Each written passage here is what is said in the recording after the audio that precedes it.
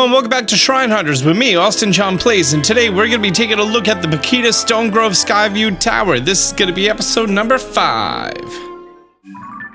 This is going to be a fairly short one, all things considered. We only have 2 shrines that are going to be, I'm going to call them visible from the ground, being this one and this one right here. We have 3 more on the surface that are obscured by some type of structure or cave, and then on the Sky Island we have 2 shrines. Any of the shrines that are currently activated, those are the ones that are going to be visible from everywhere, and they're going to have numbers on screen of these shrines as well as the ones in the sky. First, we're going to be making our way to the Orochium shrine, which is right next to the Snowfield stable. And this is going to be Courage to Fall. Remember before when I was like, hey, you should definitely activate all the lasers to see if there's going to be anything cool underneath? Well, this is a prime example of that. Not that laser. That's just death. But there's a different one that we need to do that at. Let's make our way around the left side of the shrine. I spent some time in the depths going and activating light roots. That way I could get myself some better weapons, and I'm not going to be dying quite literally all the time. That last episode with that frost talus let me know that, yeah, I need to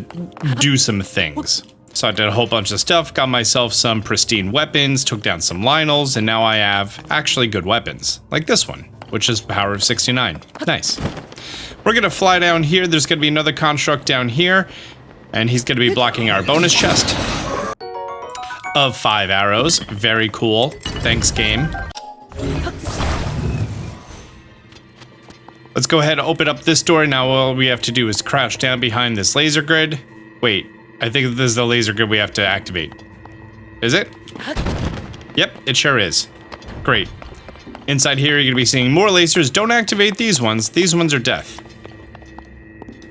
So just time your running. We're gonna ascend through here. And here's gonna be the chest that we need for the shrine containing the key. From here, all we're gonna do is ascend through this grate. There's a couple of soldier constructs, take them out nice and easy. Let's go ahead and open up this door. Inside of here, we're going to be finding our orb that we need to bring all the way to the front of the shrine, which I think you could just either walk it out there, or there's actually a way to do it up above that involves an elevator and a bird, and that one's more fun, so I'm going to go ahead and do that one. Toward the back, you're going to be seeing some elevators. Let's go ahead and miss the elevator. Let's go ahead and take the elevator up and place the orb in the pedestal. That's going to go ahead and present us with a wing with 2 fans on it. Let's go ahead and put that right on the glide rail. Immediately take out the orb, place him on the wing, and now we just go ahead and turn him on. While we're in the air, I'm going to go ahead and grab this orb, and then just put it right in the hole. Oh no, that momentum kept it moving pretty fast, didn't it? And that's our shrine complete. Our next shrine is going to be up here. This is the Oshozan-u shrine. Oshozan-me? Nah, Oshozan-u. And this is Mallet Smash. I really like this one, that they show you the mechanics of using a rocket to propel things forward. All you have to do is put that log on there. I'm also going to use this opportunity to fill up rocket shields that I may need. Keep in mind, anytime you're in a shrine, they completely replenish. Go ahead, activate it in pretty much any forward-ish direction. Now for our second room. First, let's go ahead and get our bonus chest. Let's go ahead and grab one of these logs, and we are going to make a recall elevator by taking it, lifting it up, and lifting it back down.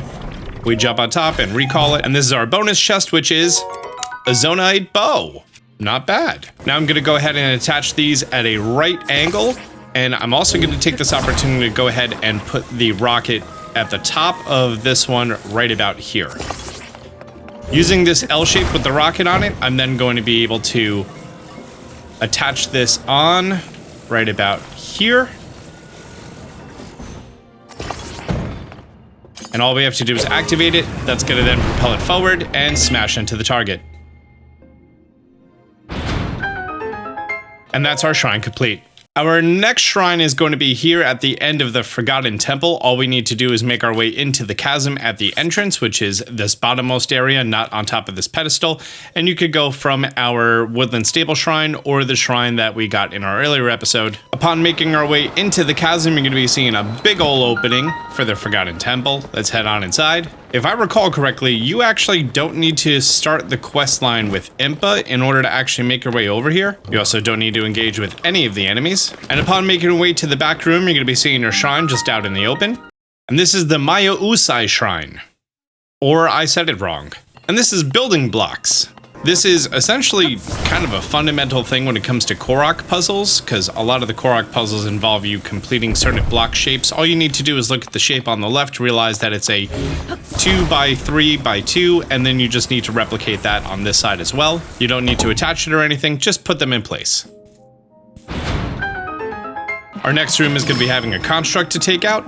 And once we come to this room with the larger puzzle, we're going to be seeing our bonus chest in the back. All we need to do is make a recall elevator, and that's a large zonai charge. Nice. From here, we need to grab the rightmost piece, which I'm going to refer to as a sideways L. We're going to place him right there. We're going to grab our middle piece, place it on the opposite side, and we're going to grab our corner piece and place it on the corner.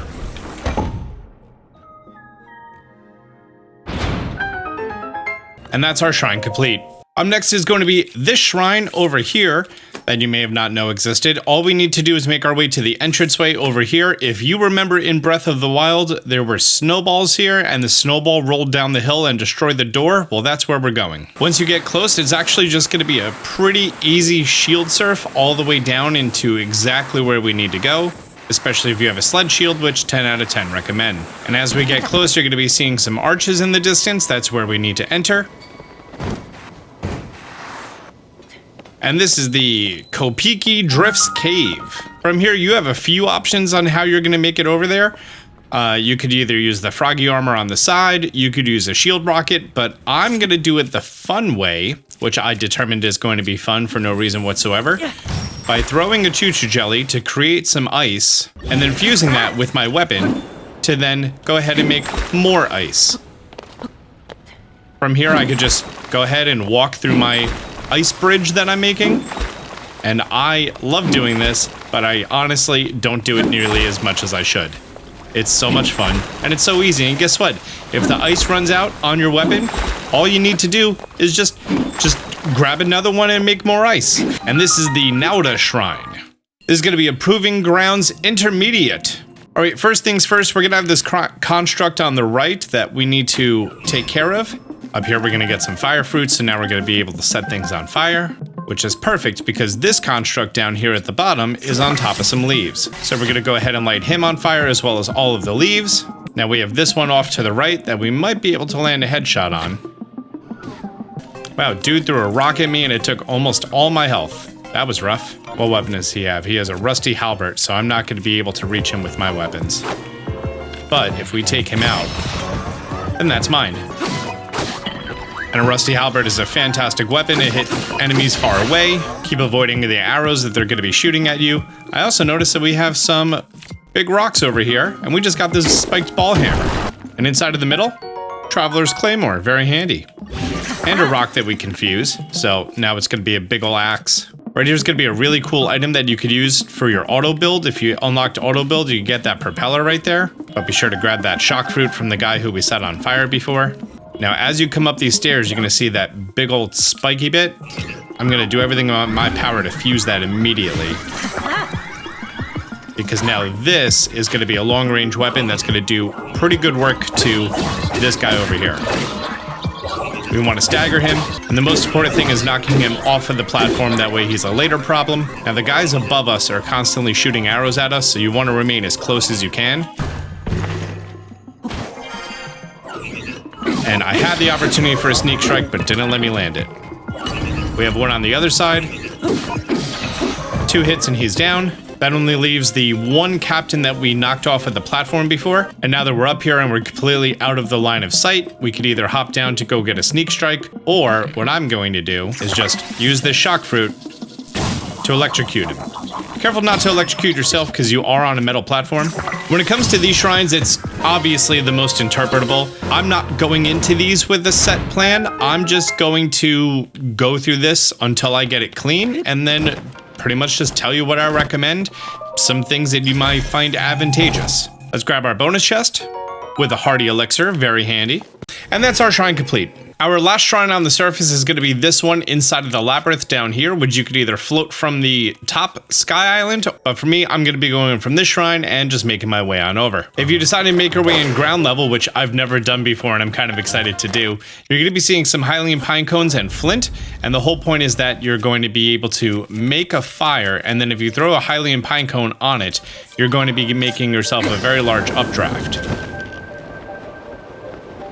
And using this, we can make our way to the other side. Now, if you would like to go about this maze and do it the rest of the way, you're more than welcome to. I'm just gonna go and do it the easy way, which is making my way forward right to this camp right here. Here it is on the map. And our final destination is gonna be right there. Throw a pine cone, take the updraft, and just climb the last little bit of the way. From here, we're gonna drop down to where I just said. You can notice that there's one piece of ice nearby that lets you know you're going the right way. And once you're here, you're gonna be finding another pine cone and our shrine, which is surrounded by ice. So let's go ahead and melt this ice. And this is the Mayaotaki shrine. And this is just a nice simple blessing for you overcoming that very difficult labyrinth with a diamond. Nice. And that's our shrine complete. And now for our Sky Islands. We only have 2 of them. One is here in the East Hebrea Sky Archipelago. We're going to be going to this one first. And this shrine is going to require us to get a crystal from that wall. Pretty cool, dog. Nearby, we're going to be able to find a floating platform with a single fan on it. So now what we're going to do is we're going to take this fan, we're going to put it on a 45-degree angle, and that's going to give us the height that we need to get on top of this Sky Island. Okay, it didn't give me any height at all. You could either angle it up and take it upward, or just rocket shield up at this point. From on top of the Sky Island, you're going to be noticing another platform that's leading downward. And if you were to jump off of the Sky Island, you're going to be finding this big old wall of vines over here. Go ahead and hack it away. And here behind some more vines, we're going to be finding our sky crystal. We're also going to be finding 2 batteries, 2 fans, a controller, and a floating platform. From here, you have 2 options. 1, build everything on that floating platform, which doesn't control very well, or two, build my regular favorite flying machine. And all you need to do is go ahead and attach a second fan, whichever side that the crystal is going to be on, to help balance it out. But I wanted to give you an option in case you wanted to build it, you know, kind of more as intended. Also, if you want to grab those 2 batteries, go for it. I'm going to forego that and just hover on over. Can I land inside? Yeah. I love how my device is just chilling there in the cutscene.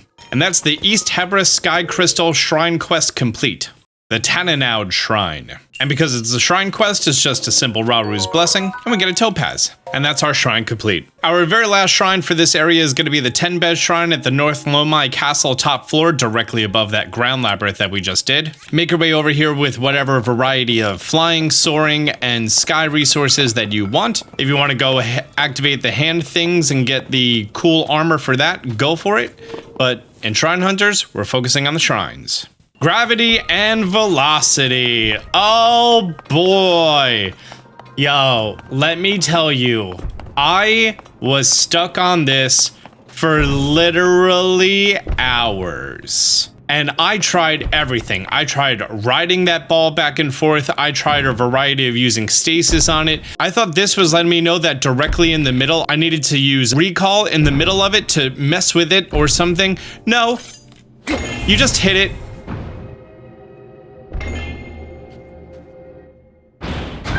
That's it. This item changes the atmosphere from high gravity to low gravity and is not used anywhere else in the entire game whatsoever except for this one instance, and that's the reason I didn't know that it was a thing. I never even thought to hit it. So while you're in low gravity, let's just go ahead and stand on this platform. That's going to push us to the other side, exactly where the ball went, and you could just use your paraglider to float on down and get the bonus chest with a large Zonai charge. Then we just go ahead and take the opposite platform over to the gate that opened up. So now once you're in here, this ball is just going to keep constantly respawning, and then it's going to eventually make its way on over here. And all you have to do is, when it's above the platform, just use recall, immediately freeze it, let it fall down, and your door opens. This is another one of those things that, you know, we've never seen a platform that is motion activated by having that weight on it before. So this shrine uses 2 mechanics that's not used in any shrine whatsoever. and can be pretty tricky. Anyways, that's our shrine complete. And the very last shrine in the Pikida Stonegrove. Well guys, on screen you're going to be seeing a playlist of all shrine hunters if you're going to need more from our series. Awesome, super awesome, thank you, fantastic. And if you found this helpful, do me a favor, hit the thumbs up button down below. Until next time, Austin John out.